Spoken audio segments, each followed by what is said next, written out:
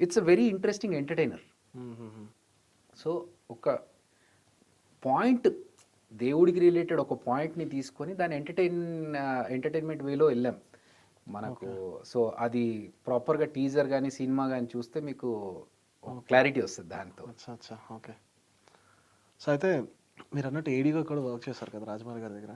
ఎంతమంది ఉంటారు ఏడీస్ మొత్తం ఆయన దగ్గర అప్పుడు? నేను బాహుబలి చేసినప్పుడు ఆన్ ఫీల్డ్ 8 మంది, ఆ, ఆఫ్ ఫీల్డ్ ఇంకో 2 ఉంటారు. ఆఫ్ ఫీల్డ్ కూడా of field in the sense like post production జరుగుతూ ఉంటుంది ప్యారలల్గా, ఓకే లేదంటే ప్లానింగ్ అంతా జరుగుతూ ఉంటుంది. ఓకే. సో అక్కడ ఇంకొక 2 ఉంటారు. మొత్తం ఒక 10 మెంబర్స్ని పెట్టుకోండి. 8 to 10, 8+2 10. వర్క్ బాగానే అర్థమైందా ఆయన దగ్గర వర్క్ చేస్తారు? అది ఒక మహాసముద్రం. అందులో ఏంటంటే మనం ఒక్కొక్కటి నేర్చుకుంటూ వెళ్ళాలి తప్ప మనకు అయిపోయింది అర్థమైంది నేర్చేసుకున్నాం అని చెప్పడానికి ఉండదు.